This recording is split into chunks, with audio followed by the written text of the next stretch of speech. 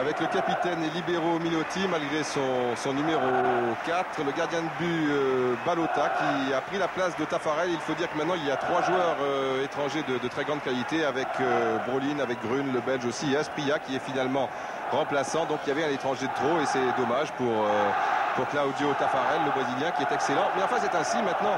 Le Royal Antwerp avec un joueur qui a évolué dans le championnat de France, le numéro 6 Jakovlevic, qui n'avait pas vraiment réussi à Nantes, et puis un revenant Zaniatinski. Anvers, enfin c'est Anvers ou Antwerp, on va dire Antwerp, parce que dans le milieu du football on dit Antwerp pour des raisons que je vais vous expliquer encore tout à l'heure, mais pour l'instant j'aimerais donner la parole à Michel Hidalgo pour nous donner un petit peu les éléments technico-tactiques de cette rencontre, Michel. On va d'abord donner des éléments gastronomiques, puisque aujourd'hui c'est un petit peu un plat succès avec la frite contre le parmesan. Mais pour conquérir Wembley, conquérir la Coupe d'Europe, il faudra à chaque équipe ajouter des ingrédients collectifs, physiques, agressivité chez les joueurs belges, et puis plus de technique peut-être, sens tactique chez les joueurs italiens. Mais une finale, en fin de compte, on ne sait jamais comment la vivre, et surtout dans un lieu sacré comme Wembley. Voilà le coup d'envoi qui va être donné pour l'Antwerp avec Zaniatinski, le numéro 11, et vraisemblablement Severins, le 9. C'est parti avec Segers déjà pressé par 3 joueurs italiens. Donc les supporters de Parme seront sur la droite avec des couleurs jaunes, même si leur équipe est évolue en blanc, et ceux d'Antwerp sur la gauche. En ce qui concerne les joueurs, c'est l'inverse. Pour la première mi-temps seulement. Les supporters, ça durera tout le match avec Odio Marco, Brun, Brolin, le plus en pointe pour l'instant, marqué de très près par Smith. Le revoici, le capitaine Rudy Smith. Et Benarivo, Antonio Benarivo, qui était parti là. Oui, il était parti sur un grand rythme, mais il y a eu un petit rebond et ça lui a bien sûr fait rater son centre et sa frappe.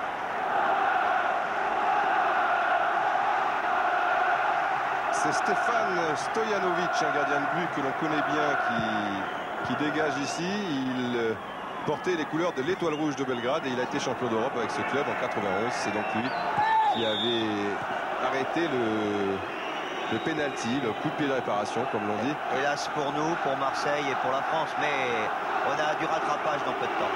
Voilà. Grun pour Minotti.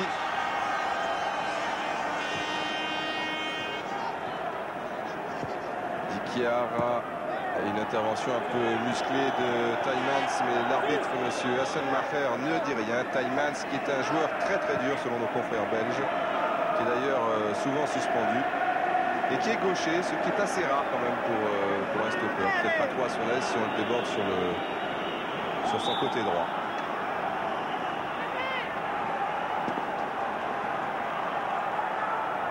Donc un coup franc pour Parme. Il y a des joueurs qui montent, notamment Brun, qui dévie ici ce ballon. Et Antwerp peut repartir avec Lenhoff, Hans-Peter Lenhoff, joueur allemand. Ah oui, c'est bien joué dans le trou pour Zaniatinski qui est signalé hors-jeu, mais bien fait de la part de Lenhoff.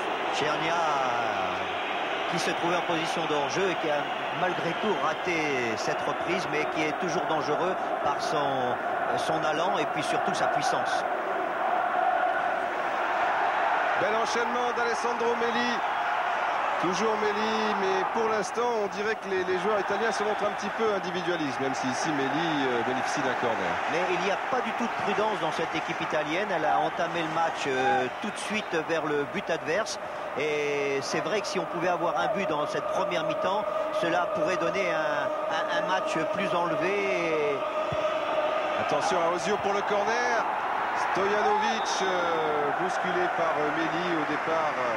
Il y avait une tête de Kloghi qui a finalement été préféré à Asprilla, non pas pour des raisons de talent, mais tout simplement parce que le génial Colombien ne s'est pratiquement pas entraîné depuis 5 semaines. Il a été sévèrement touché au talon d'Achille. Il a connu le drame de perdre sa mère la semaine dernière, donc il est retourné en Colombie. Mais il pourra servir de joker au cas où, car son talent est grand. C'est d'ailleurs lui qui avait marqué le fameux but qui mettait un terme à l'invincibilité du Milan AC après 58 matchs à San Siro. C'était au mois de mars dernier. L'interrogation d'ailleurs de ces dernières heures, de ces derniers jours, c'était Asprilla jouera ou ne jouera pas. Sera-t-il sur le banc ou dans la tribune? Eh bien, il est quand même sur le banc. Segers, Zerniatinski, oui, qui est marqué de trop près, j'allais dire, mais l'arbitre laisse jouer par Drun. Zorato pour Di Chiara. Change complètement à destination de Méli. Teumann s'est intervenu. L'arbitre laisse jouer. Il y a Ozio en bonne position. Derrière lui, Benarivo. Ou encore Zorato. C'est bien intercalé, Minotti. Attention au contre avec Zerniatinski. Oh! Je pense pas que ce soit méchant de la part de Zorato. Ces deux équipes qui jouent très bien le contre, mais surtout je crois que c'est l'Antwerp qui est très forte dans ce domaine-là. Et comme les Italiens n'hésitent pas dès ce début de match à s'installer dans le camp des Belges, eh bien ils vont avoir quelques champs libres, notamment pour les deux attaquants, qui demandent que cela.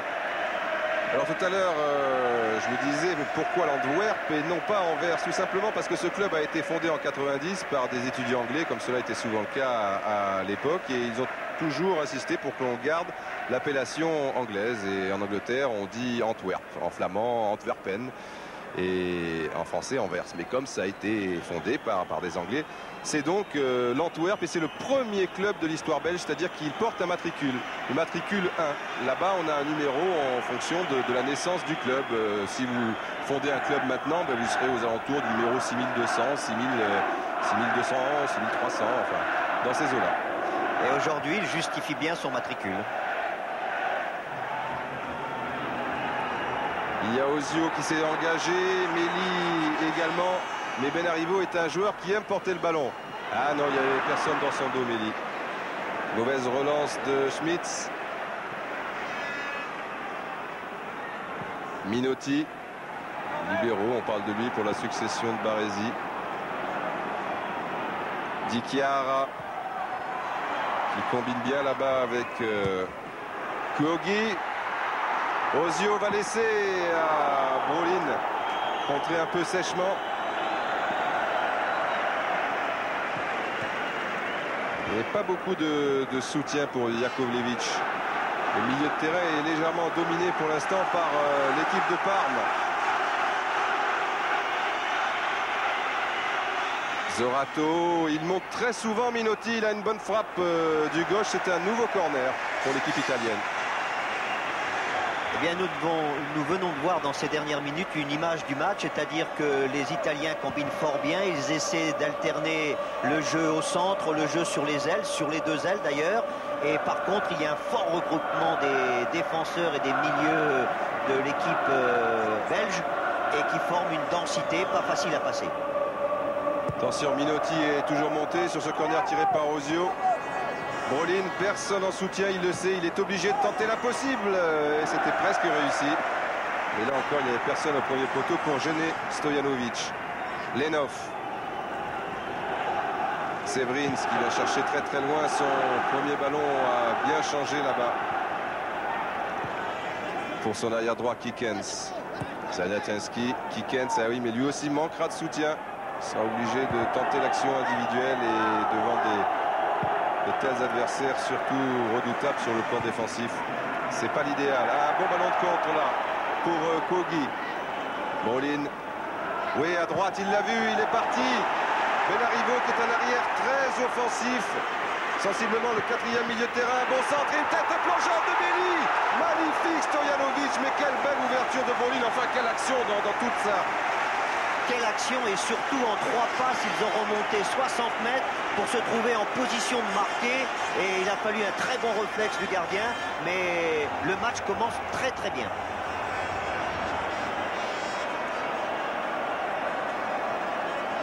Ozio tire les corners sur la gauche, visiblement aussi sur la droite. Très tendu, il était légèrement battu Stojanovic.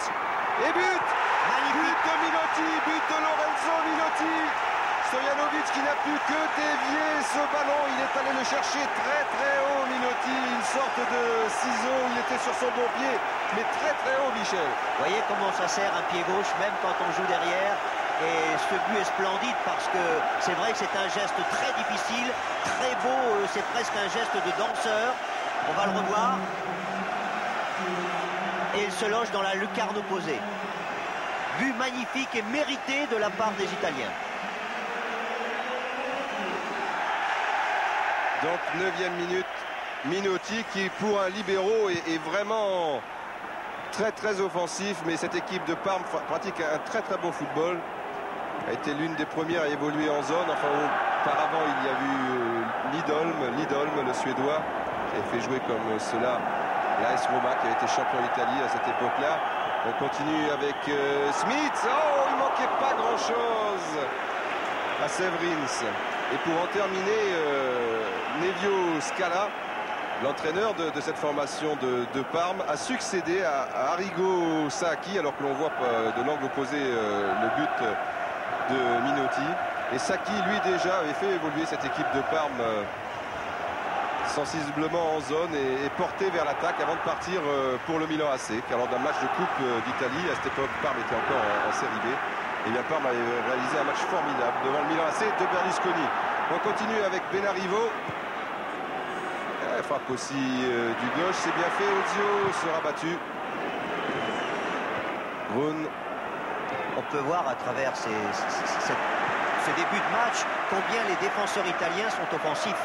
Les arrières et le but marqué par un défenseur également. Une petite faute là, dommage que l'arbitre ne laisse pas jouer. Oui.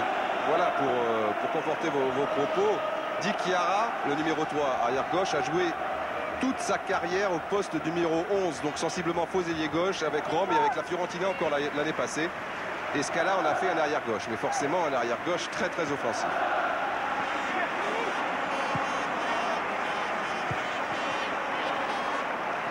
Méli. Attention au pressing belge. Zanatinski pour Severins, c'est superbement joué. Severins qui peut croiser et qui marque et qui égalise. Quelle action formidable entre Zanatinski et Severins sur une petite erreur de relance italienne.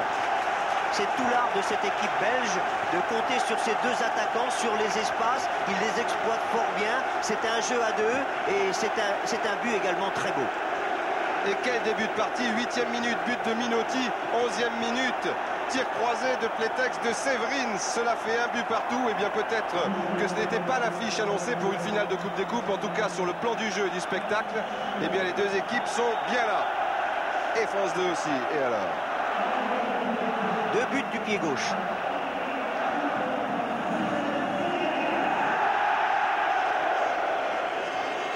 Il est rare de voir une finale débuter avec autant d'engagement des deux côtés, mais c'est vrai que le but encaissé dès les premières minutes a obligé les Belges à sortir un petit peu de leur défense, et certainement que maintenant on devrait voir un très beau match. Alors ce coup franc à environ 30-35 mètres des buts, il y a encore le gaucher Minotti qui prend beaucoup d'élan, donc on peut supposer qu'il va tenter sa chance directement. Même Severins revient se placer dans le mur. Minotti combiné, joué à 3, Ozio pour Bolin, de la tête pour Méli. Et pris un petit peu à contre-pied, c'était trop engagé cette action en tout cas. Mais s'ils avaient marqué après cette combinaison, oui, ça aurait été un exploit. Parce qu'il fallait le faire, tout ça, il fallait surtout le réussir. Et il fallait nous remontrer cette frappe de Severins que l'on retrouve ici, très bien rasé. Pas le même rasoir que Jean-Pierre Papin. En tout cas, c'est aussi efficace. Et le revoici, Severins en embuscade devant Minotti et Di Chiara qui vient le gêner maintenant. En retrait, il n'avait pas vu Kikens, dommage. On repart avec Segers, Didier. pas beaucoup de Didier dans le football. C'est bien de temps en temps. C'est vrai, c'est pas du tout, à part Sénac et Kouékou. On peut chercher.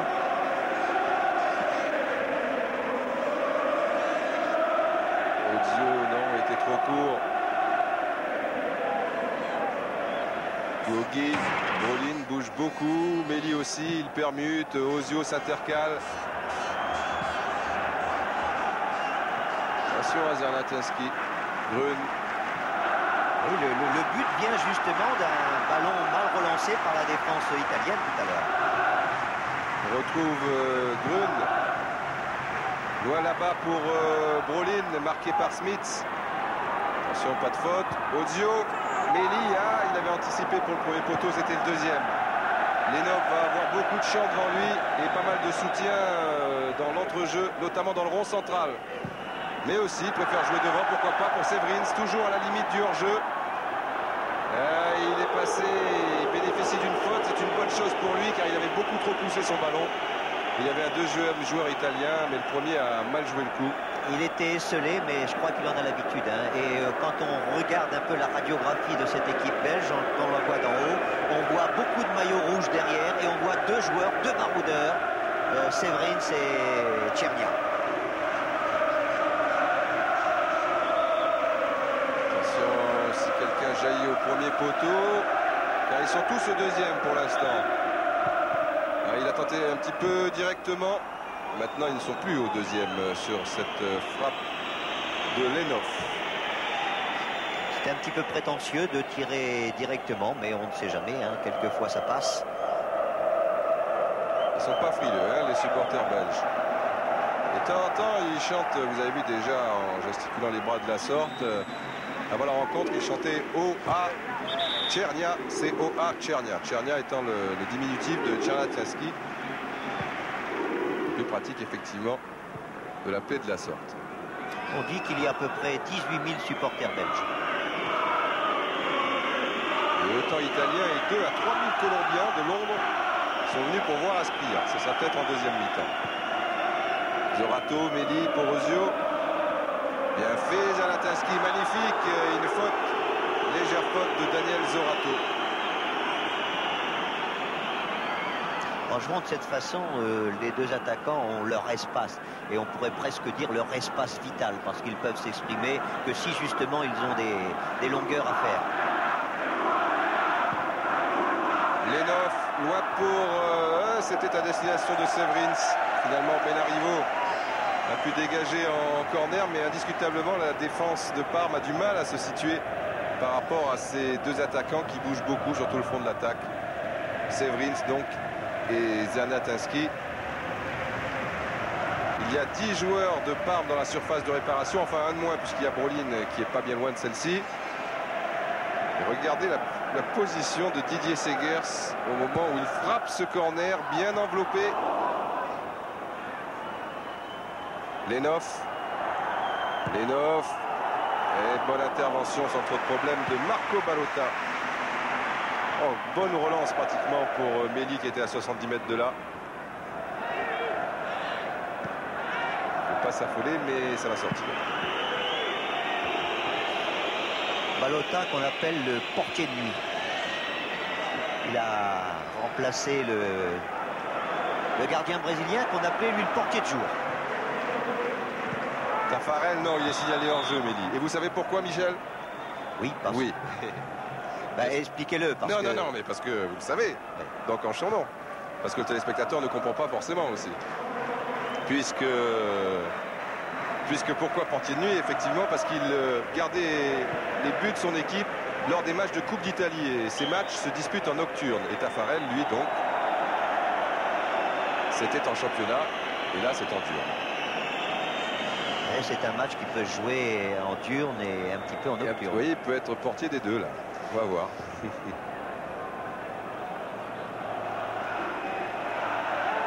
Il y a un petit temps pour respirer pour les deux équipes là. Il est parti très vite quand même. Oui, très vite. Vous avez vu Jakovlevic qui est monté. Lenov pour Severins. Et oui, qui avait encore pris le dessus sur la défense italienne. Alors que Jakovlevic, l'ancien Nantais qui évolue aux avant-postes avec le FCN, là est le milieu de terrain, un peu le régulateur. Car si Lenov est le meneur de jeu, mais enfin il est plus un rôle de joueur qui accélère au milieu. Mais c'est Jakovlevic qui donne la mesure.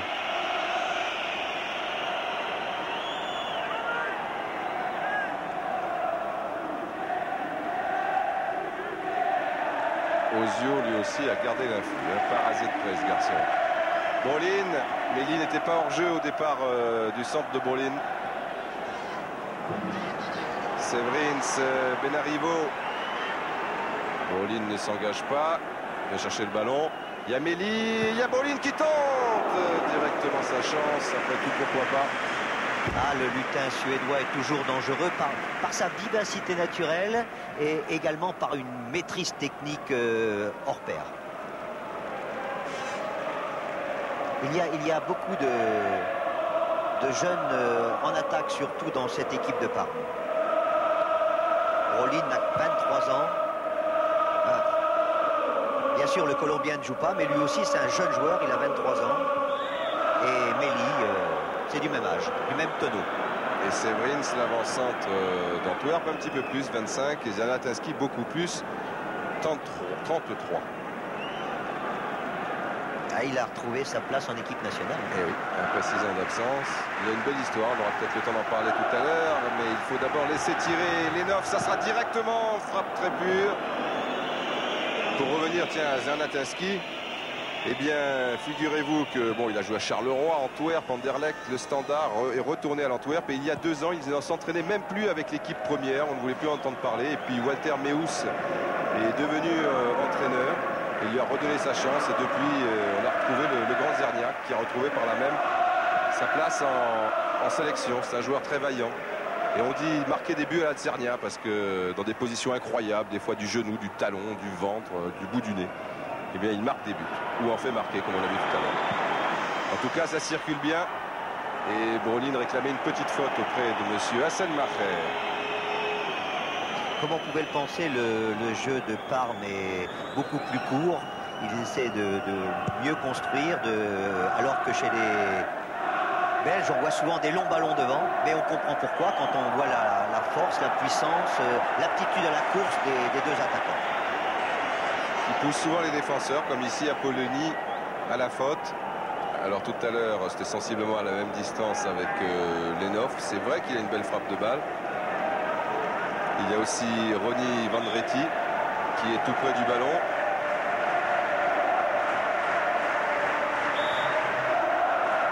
Ah, mais le mur n'est pas vraiment à distance, alors que dans les 18 mètres, vous avez vu avec le réalisateur anglais là, qui vous montrait ça, ça bardait un petit peu pour se faire de la place.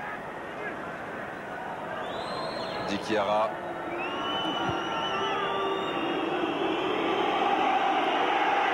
Toujours Benarivo qui est en position de contre-attaquant. Ozio. Zorato, Brolin, marqué très très haut par Rudy Smith. Marquage individuel impitoyable sur le petit Suédois.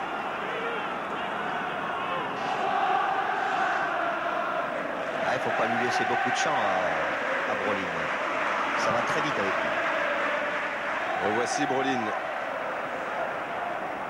Brokert, le libéro, ça ne sortira pas, mais bon, ça fait quand même l'affaire de l'Antwerp. On vient de voir, on sait tous que c'est un bon technicien, ce jeune Suédois, mais on vient de voir aussi que c'est un gagneur, il a un beau tempérament, il lutte sur tous les ballons, même les ballons de la tête. Celle-ci, elle est de Minotti pour Benarivo. Ozio s'engage sur la droite, on reprend appui sur le centre avec Zorato et Minotti qui s'intercalent toujours très bien. Minotti, Brolin, là-bas pour Guogui. Ah, qui frappe directement, il y avait Méli, Minotti au centre. Bon, enfin, c'est facile de dire cela, toujours une fois que la frappe est ratée. Après tout, pourquoi pas. Mais c'est bien ces prises de risque, notamment quand on se trouve devant.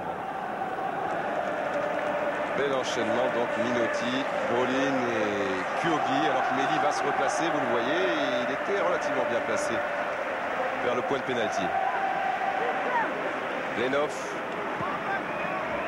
Kikens, il a fait là pour Kikens qui s'engage une nouvelle fois. Il aurait fallu la prendre avant le rebond. qui n'a pas été le cas.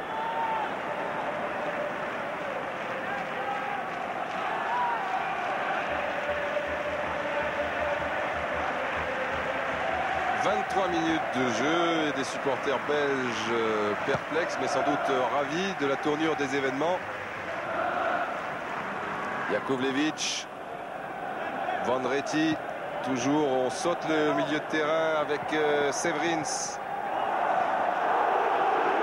Ah non, monsieur Hasselmacher fait signe aux joueurs belges de se relever. Le jeu se poursuit. Meli qui a bien permuté avec Brolin, mais qui avait du mal à retrouver l'attaquant suédois. Brokert.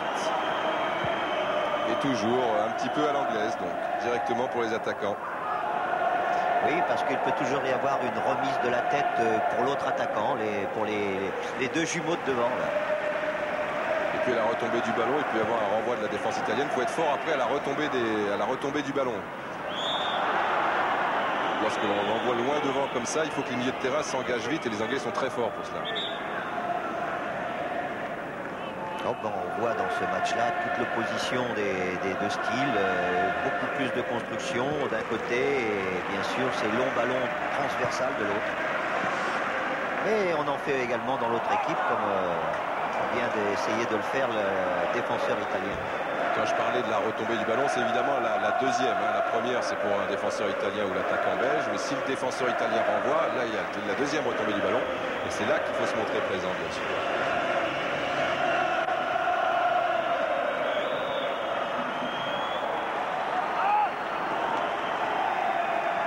Di Chiara et Jakovlevic, ici le Bosniaque. Une grande partie de sa famille se trouve à 50 km de Sarajevo et il déclarait ce matin dans la presse que l'espace d'une finale, il allait tout oublier. Il a fait installer une antenne parabolique sur le toit de sa maison à Antwerp et de 18h à une heure avancée de la nuit, eh bien, il se branche sur les télévisions croates et serbes pour avoir un petit peu des nouvelles de tout ce qui se passe là-bas.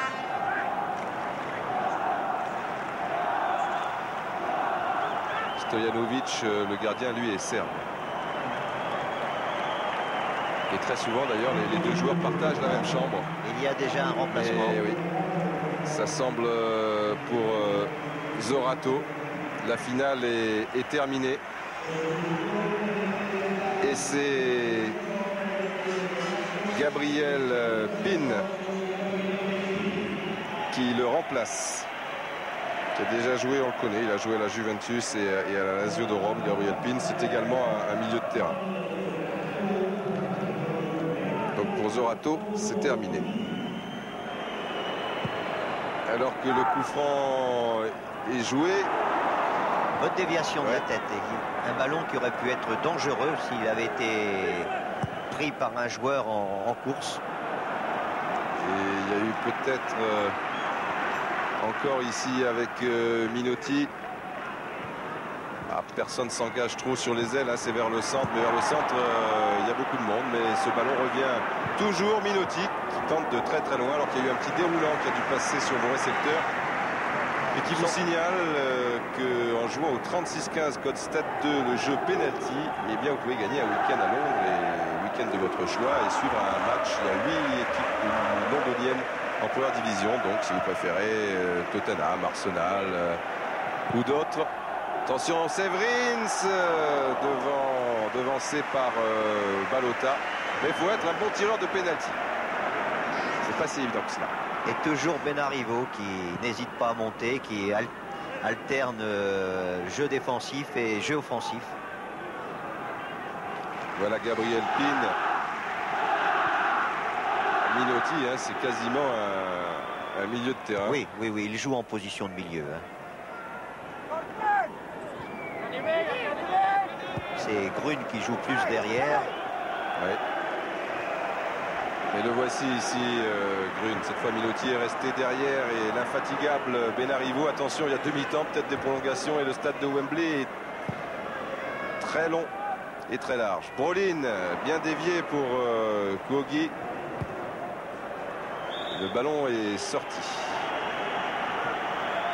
D'ailleurs, il paraît normal de voir jouer George Green plutôt derrière. Dans le championnat italien, dans le classement, il est dans le classement des stoppeurs. Il est deuxième d'ailleurs derrière Kohler.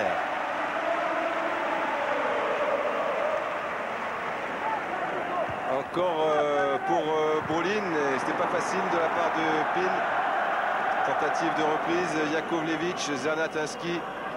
Évidemment, lorsqu'il a le ballon aussi loin de ses buts. Oui, attention, Stojanovic devant Méli. Coup de sifflet de monsieur Hassenmacher.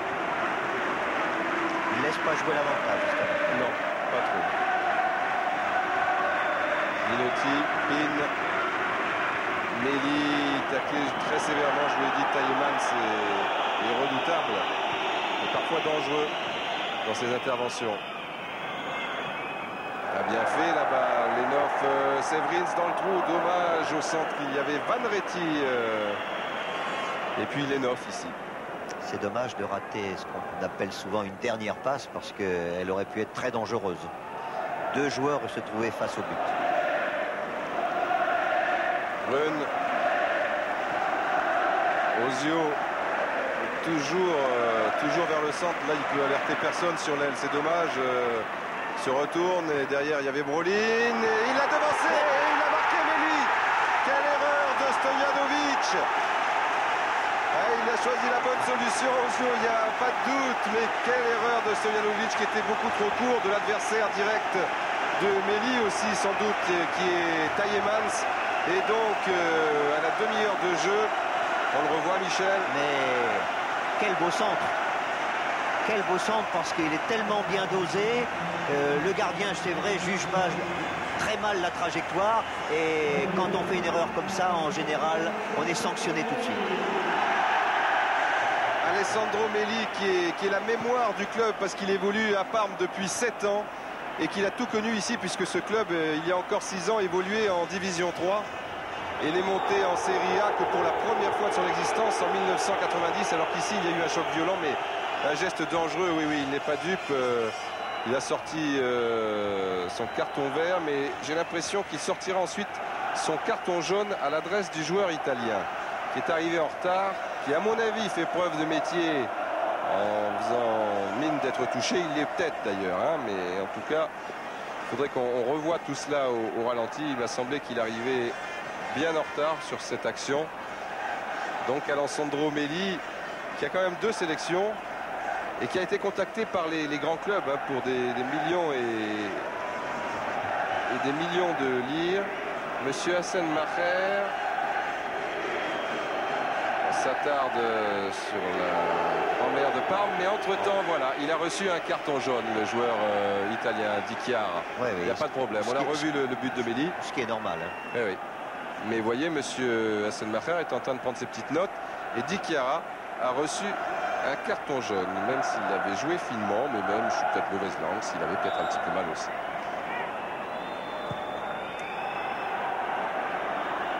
Jakovlevic et la défense qui remonte très bien. Et il y a une main, mais les joueurs font signe que là-bas, le juge de touche, c'est vrai, avait levé son drapeau au moment où Jakovlevic piquait son ballon. Donc pas de panique, pas la peine d'hurler comme des putois. Il faut quand même lui laisser le temps de regarder son juge de touche. Le juge de touche avait signalé d'ailleurs le hors-jeu avant. Voilà. Mais quand c'est comme ça, le joueur qui a le ballon, quand il voit remonter toute la défense adverse, a plutôt intérêt peut-être de tenter lui-même de passer cette ligne.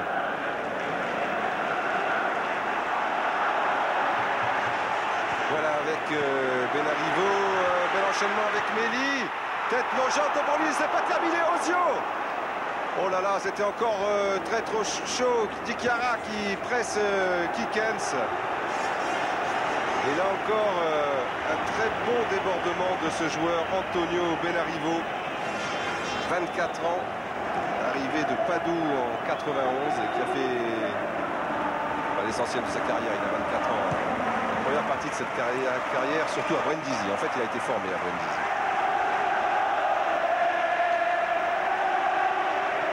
Tolmans, c'est un boulet pour les 9. Run.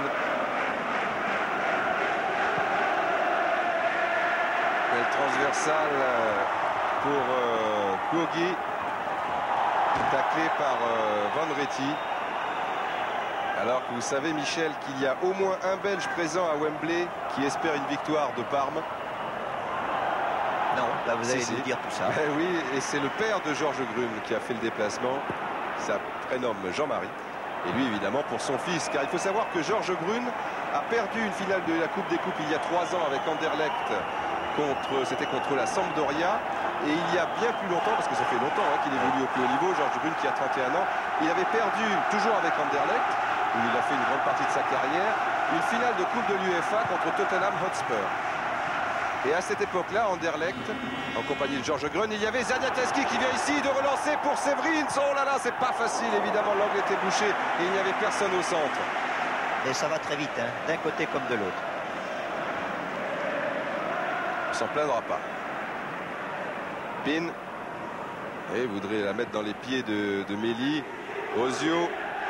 Très présent Ozio depuis le début du match. Il évolue très bien sur toute la largeur du terrain. Il est toujours disponible.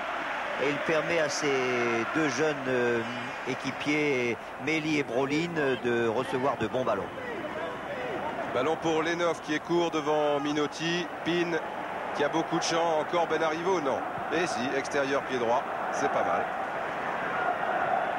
Méli qui semble un petit peu en retard par rapport à Tuymans qui a bien joué de l'épaule.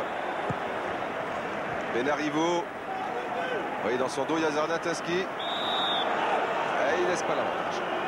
Regardez bien Benarivo parce que lorsqu'il descend sur son aile, il peut aussi bien centrer du pied droit comme il l'a fait 2-3 fois en pleine course que de faire un petit crochet intérieur et donner un ballon avec son pied gauche.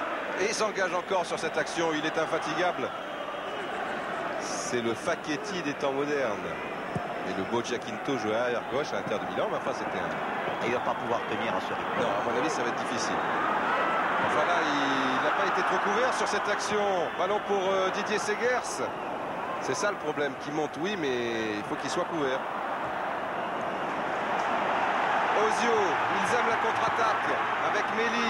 Brolin qui entraîne la défense sur la droite. Méli à gauche. Oh oui, mais même déjà, s'il avait passé Brocaer qui a été très bon sur ce tacle. Ah, le tacle était parfait. Il aurait Yvonne Réti. Sinon, c'était un danger de but. Ah, il pousse les Parmesans. Minotti, personne à droite, il faut s'engager, mais il ne peut plus s'engager. Là, il y avait un plan serré, vous ne vous rendez pas compte qu'il n'y avait personne sur la droite, mais Benarivo a besoin de récupérer. Là, il y avait une faute sur Di Chiara. Au moment du 1-2, il y a un carton jaune pour Séverine. Alors lui aussi, ça va être difficile pour lui parce qu'il n'arrête pas d'évoluer sur les 30 mètres, là, les 70 mètres même de largeur en position d'attaquant. Mais si en plus il va défendre... Séverine qui a joué un an à Pise et il n'avait marqué que 2 buts, ça n'avait pas trop réussi, il n'a pas trop marqué le championnat italien, au sens propre comme au sens figuré. Et donc attention aux têtes de Méli, d'Ozio, Grune qui est monté, Minotti aussi. C'était Grune qui était menaçant pour Tuymans. Ozio à la limite du hors-jeu. Bien revenu Kikens. Il y a une faute de Gougi. Non, l'arbitre, cette fois, il laisse l'avantage car il avait le sifflet à la bouche. Pin qui couvrait Minotti, bien évidemment, au poste de libéraux. À gauche, il y a du monde. Van Réty. Jakovlevic, il faut pousser un peu. Maintenant, il y a beaucoup de monde à droite. Et il l'a vu, Jakovlevic. Lenov qui relance. Ah, dommage. Ce ballon était pour Zaniateski. Une petite mésentente avec Séverine. S'il avait pu contrôler ce ballon, notamment avec la poitrine, l'emmener avec lui, c'était presque un but. Mais beaucoup d'occasions des deux côtés, beaucoup de bonne volonté offensive, bel esprit. Pour l'instant, le match tient toutes ses promesses. Magnifique. On en discutait avec Francis Marotto l'année dernière et on se disait que même si ces deux formations, il y a faute sur Benarivo, il ne faut pas partie du gratin dauphinois européen, et bien on allait sans doute assister à une belle finale. Mais on ne le dit pas parce que Parme mène de 1. Cette équipe était légèrement favorite par rapport à Antwerp. notamment par la qualité du championnat italien, quand on sait que Anderlecht se balade carrément dans le championnat belge. Il y a deux championnats très différents. Oui, ils sont habitués à ces matchs difficiles et à cette forme de pression en Italie. Il y a un match de Coupe d'Europe pour Pin et Ozio tous les dimanches. Et Kuogi maintenant qui prolonge. Di Chiara, deuxième poteau, non. Brolin est devancé par Schmitz. Rudi Schmitz, titulaire en équipe nationale. Vous savez que celle-ci est quasiment qualifiée dans son groupe. On trouve aussi la Roumanie, la Tchécoslovaquie. Zilferoué, quasiment qualifié pour le mondial américain. Brolin, O'Meli qui était parti de très très loin et Ozio qui a hésité. Et nouveau corner, bien sûr. Ah non, sortie de but. Non, l'arbitre décide qu'il n'y a pas corner. Oui, bien, les Belges font un parcours remarquable depuis déjà très longtemps. Dans toutes les grandes compétitions, ils se qualifient très souvent. C'est tout à fait extraordinaire parce que quand on sait le nombre de licenciés par rapport à certains grands pays, on ne peut que leur tirer le chapeau. Bravo les Belges. Bravo les Belges, même s'il y avait peut-être corner. Et ils ont quand même remporté 3 coupes des coupes, hein, 2 fois avec Anderlecht et 1 fois avec Malines. Chapeau. Lenov, lui, est allemand. Il a évolué au FC Cologne et j'ai bien peur qu'il ait touché le ballon après la déviation, oui, en dernier. Mais pas pour le juge de touche, alors tout va bien pour lui. Severins. Ah, ça va être une touche longue. Je le crains. Enfin, je le crains, je le sens. C'est surtout la défense de Parme qui le craint. Jakovlevic. Lenov. Oh, revient d'une position de hors-jeu. Serniatinski. Dommage.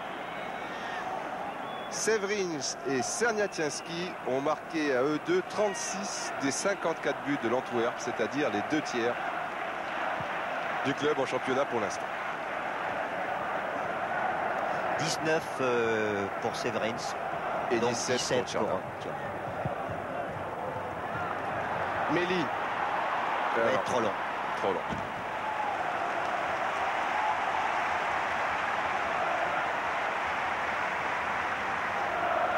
On craignait toujours dans ces matchs-là d'arriver à la mi-temps avec un 0-0 qui aurait donné encore plus de prudence en deuxième mi-temps et peut-être une équipe d'attendre les tirs au but. Eh bien, pas du tout. Hein.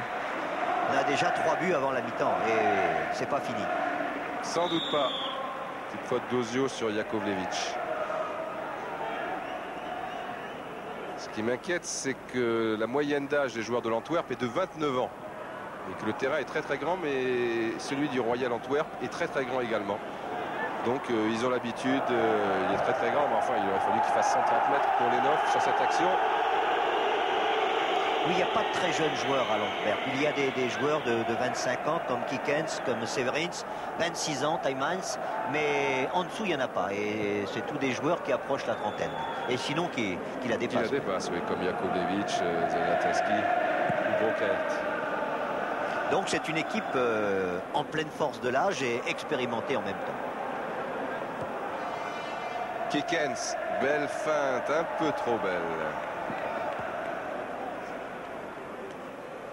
Vous voyez les supporters de Parme, 200 000 habitants, 20 000 abonnés. Le 10e, c'est pas mal. On peut considérer que Paris, avec sa périphérie, ça fait 7 millions. S'il y avait 700 000 abonnés au PSG, ce serait intéressant. Je suppose que...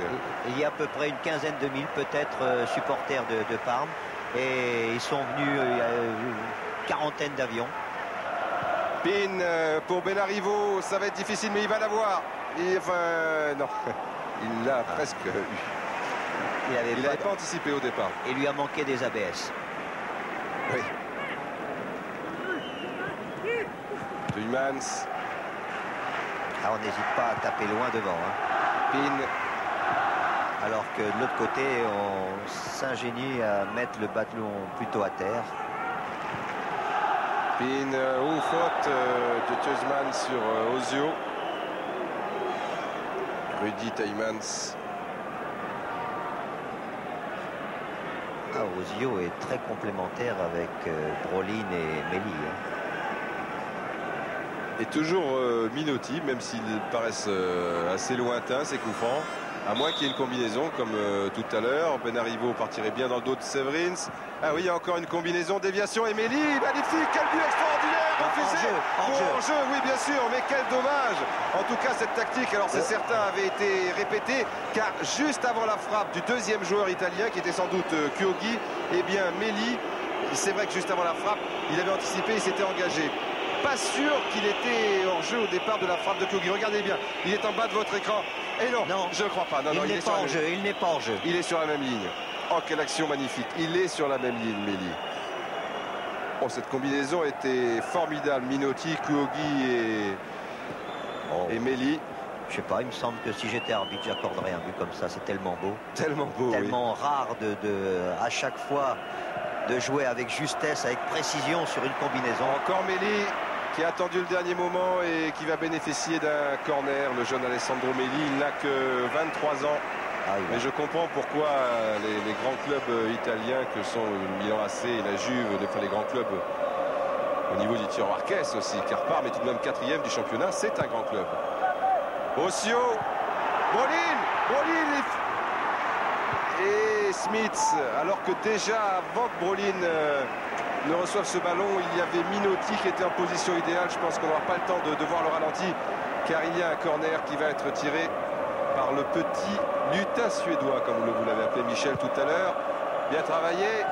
Minotti en retrait, bien fait pour Meli qui doit se coucher. Bien fait de la part du capitaine encore, et puis de Meli dans un deuxième temps. Attention au contre avec Kikens. Curieusement, milieu de terrain gauche. Maintenant le contre est italien, ça va de tous les côtés. Di Chiara, grand pont. Toujours Di Chiara. Ah non, il n'a pas pu redresser tranquillement. Kikens, c'est très net, est obligé de contrer Di Chiara. Et comme Di Chiara était allé sur l'aile droite, et bien Kikens l'avait suivi.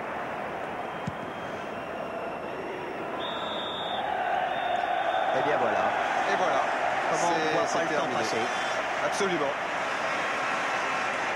Donc ici, Gérard, nous allons vous rendre l'antenne en compagnie des supporters de Parme qui sont bien évidemment ravis, même si c'est peut-être plus compliqué que prévu. Nous en sommes à 2 buts à 1. Minotti, 8e, Severins, 11e, 30e minute Meli. Et puis ce dernier but qui a été refusé. Michel, c'est une finale de toute beauté, vraiment. Oui, c'était un match qui a tenu ses promesses et c'est rare dans les finales. C'est un match où les deux équipes ont été obligées, ou surtout Parme a obligé l'équipe d'Antwerp à s'engager également dans le match, étant menée à la marque. Et on a pu voir des deux côtés des très bonnes actions. Mais il y a quand même une domination, une maîtrise technique, une maîtrise tactique qui est plutôt du côté des Italiens. Voilà, à vous le bar des sports et rendez-vous pour la deuxième mi-temps. Le cercle, supporters, Gérard. Le cercle des passionnés, Didier. Le cercle des passionnés qui ont apprécié. Vous avez raison d'applaudir. On a eu droit à un super spectacle digne de Bercy, de l'opéra, hein, vraiment. Qu'est-ce que vous en pensez? Les Italiens d'abord. Grand match. Théo Colagrossi. Extraordinaire. Et il faut retenir une leçon, à savoir le jeu en triangle et la prise des couloirs. Dicard a fait une démonstration extraordinaire de ce jeu-là qui est payant. De toute manière, Parme va encore marquer des buts. Réaction. Ben, je pense que Parme a su allier le beau jeu et puis l'efficacité. Je pense que c'est très bien ainsi. Il faut simplement souhaiter que ça continue. Bien filmé en plus par la BBC. Absolument. Un chapeau, nos amis anglais, pour les caméras. Tout à fait, oui. Je veux dire simplement que je suis content pour le football. Ah, c'est bien Enzo. C'est Enzo, c'est ça? Enzo. Enzo, très bien, bravo. Du côté des Belges, petite déception, vous êtes mené 2-1. Mais non, on n'est pas mené. Ah bon. Grune est là. Je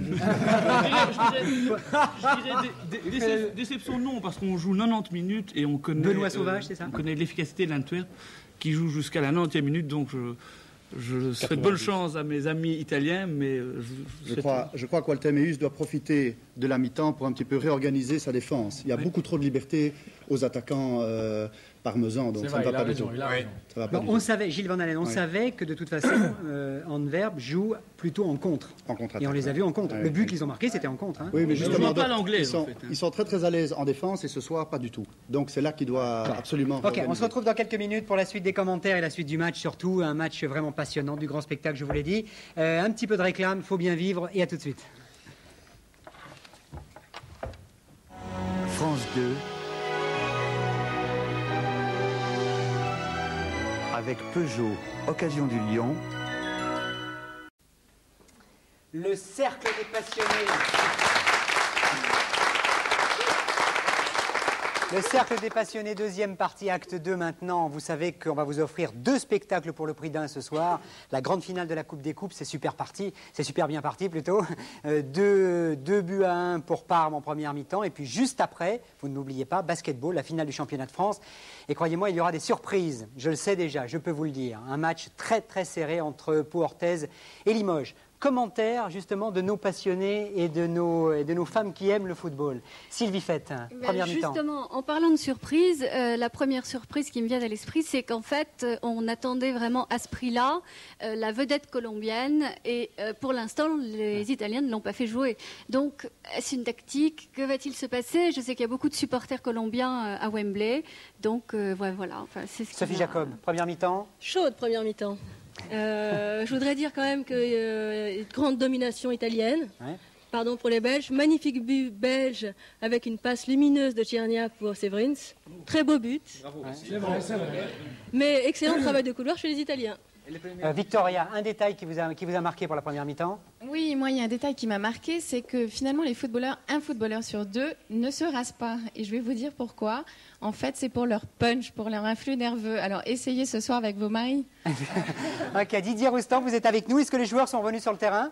Oui, rasés de près. Pas tous, Didier, avouez. Pas besoin d'influx, oui. Eh bien, oui, tout va bien ici. Donc, je suivais là votre cercle des passionnés pas vraiment disparus, donc qui suivent tout cela de très très près. J'en profite pour faire un coucou de Théo par l'intermédiaire du président des Globetrotters interposé, Serge Martinazzo, qui est venu ici pour négocier un match contre les stars anglaises avec l'équipe des Globetrotters. Il vous donne d'ailleurs le bonjour. Et également, Gérard, n'oubliez pas que vous avez évolué milieu de terrain dans cette équipe avant d'être touché lâchement au genou et que maintenant vous ne pouvez plus faire que du vélo. Bon, on va pas parler de la vie privée, Didier. Didier, oui, la première mi-temps, on a eu un spectacle exceptionnel. Oui, ça a été formidable, comme le soulignait Michel, effectivement. Bon, comme souvent, c'est un petit peu le cas dans ce genre de rencontre. S'il y a un but qui débloque rapidement la situation, on assiste à des matchs un petit peu foufou. Si au bout d'une demi-heure ou à la mi-temps, il y a toujours 0-0, eh bien, il y a une des 2 équipes qui laissera beaucoup trop venir et on peut...